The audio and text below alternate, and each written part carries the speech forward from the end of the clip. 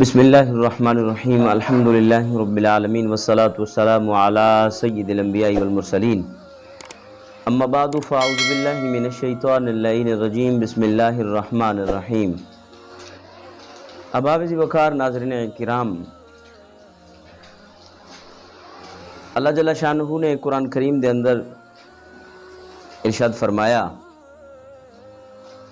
والعصر، مجھے زمانے کی قسم، ان الانسان لفی خسر، بے شک انسان گھاٹے میں ہے، بے شک سارے انسان خسارے میں ہیں۔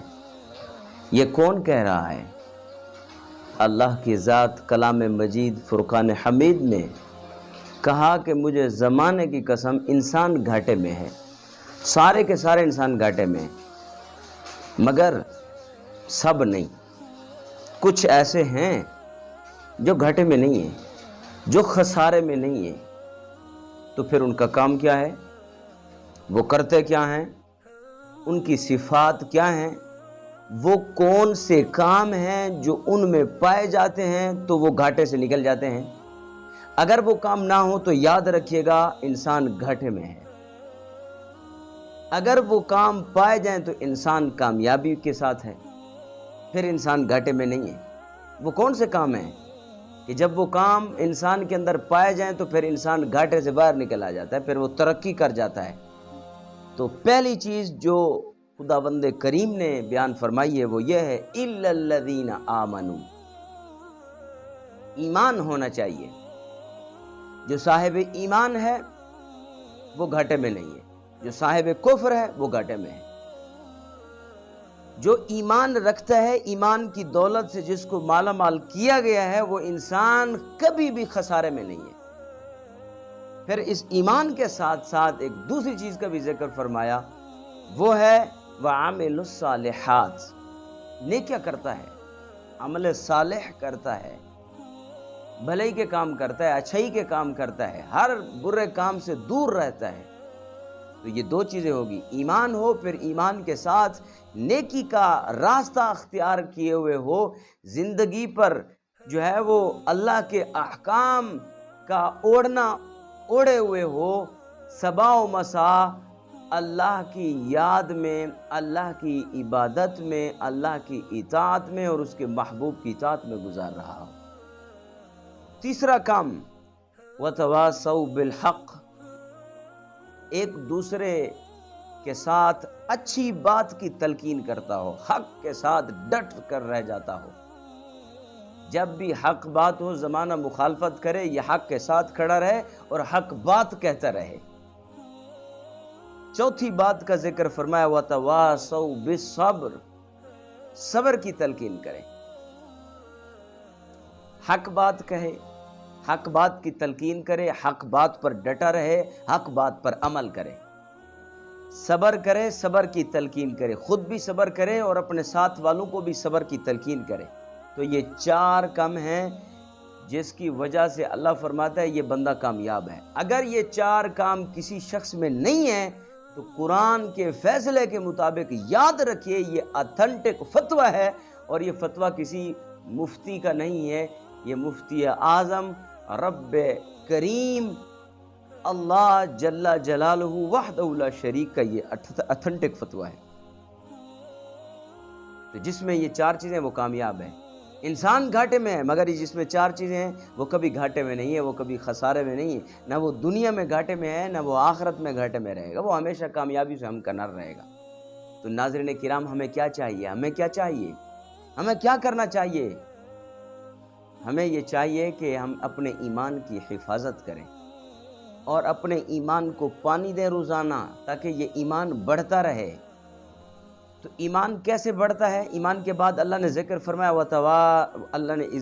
وَعَمِلُوا الصَّالِحَاتِ، تو اللہ کی اطاعت اور اس کے محبوب کی اطاعت سے ایمان بڑھتا ہے۔ اللہ اور اس کے رسول کی نافرمانی کرنے سے ایمان گھٹتا ہے۔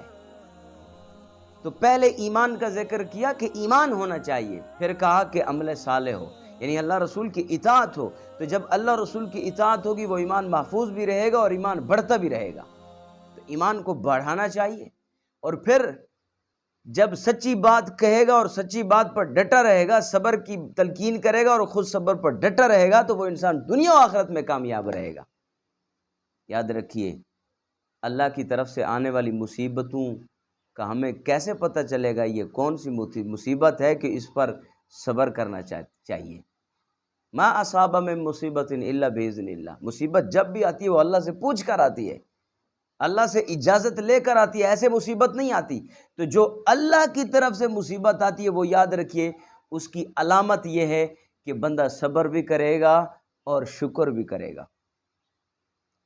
تو جب مصیبت اللہ سے پوچھ کر ہے اور انسان کو آ کر وہ مصیبت لگ جائے اور انسان صبر بھی کرے اور مزید اللہ کی بارگاہ میں گڑ گڑائے بھی صحیح اور اللہ سے واسطہ جوڑ لے، اللہ سے تعلق مضبوط کر لے، سمجھنا یہ مصیبت نہیں ہے، یہ امتحان ہے، یہ آزمائش ہے، جس آزمائش اور امتحان میں بندہ کامیاب ہو گیا ہے۔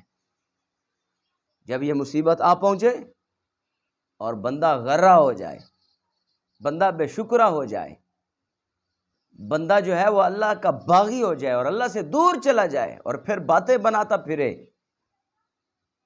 کہ میں ہی سب سے بڑا گناہگار ہوں، کہ اللہ کی تکلیف کے لیے میں ہی ملا ہوں، تو یاد رکھیے جب انسان اللہ کی عطا کردہ مصیبت پر صبر اور شکر نہیں کرتا تو یاد رکھیے یہ مصیبت انسان کے عمل کا نتیجہ ہے، جو انسان نے غلط کام کیے ہیں، جو انسان نے برائی کے کام کیے ہیں، یہ انسان کے اپنے ہاتھوں کی کمائی ہے کہ جو مصیبت آ بنی ہے پھر اس پر صبر کی بات نہیں ہو رہی۔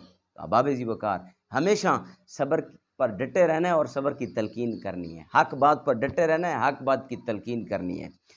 ایمان کو پانی دینے کا واحد طریقہ یہ ہے کہ انسان جو ہے ایمان لانے کے بعد، ایمان رکھنے کے بعد عمل صالح کرے، اللہ اور اس کے رسول کی اطاعت کرے۔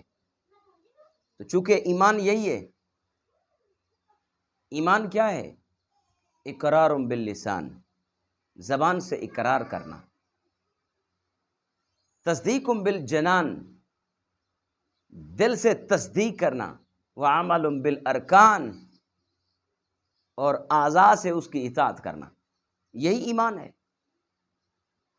کہ انسان زبان سے اقرار کر رہا ہے لا الہ الا اللہ محمد الرسول اللہ صلی اللہ علیہ وسلم، اشہد ان لا الہ الا اللہ واشہد ان محمدا عبدہ ورسولہ، یہ کلمہ پہ کہہ رہا ہے، یہ زبان سے کہہ رہا ہے، اور دل چونکہ عقیدے کی ترجمان کرتا ہے، دل جس دل میں عقیدہ بستا ہے، دل میں عقیدہ ہے، زبان پر اقرار ہے، اور جو انسان کے اعضاء ہیں اس سے اللہ اور اس کے رسول کی اطاعت ہے، تو اللہ نے کل اطاعت اور کل ایمان کو اس چھوٹی سی صورت میں بیان کر وضاحت سے فرما دیا۔ اگر ایمان نہیں ہے، اطاعت اللہ اور اس کے رسول کی نہیں ہے، صبر نہیں ہے، اور جو ہے حق بات پر عمل نہیں ہے اور حق بات کی تلقین نہیں کرتی، تو وہ ایمان سے خالی ہے، اور جو ایمان سے خالی ہے وہ بے ایمان ہے، اور بے ایمان کا نتیجہ جو ہے وہ کفر کے ساتھ وہ جہنم میں چلا جائے گا۔ تو ناظرین کرام، احباب ذی وقار، ہمیشہ چاہیے کہ ہم اللہ رسول کی اطاعت کریں اور اللہ رسول کے ساتھ کھڑے رہیں۔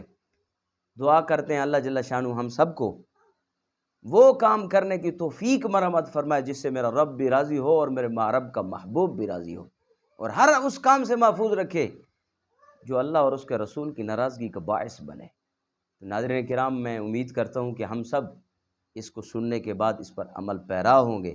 اللہ جل شانہ آپ اور مجھے اس دنیا میں رہ کر فکر آخرت نصیب فرمائے، اور آخرت کے تمام مراحل میں ہمیں دنیا میں رہ کر اس میں سرخرو فرمائے۔ وما علیہ الا البلاغ۔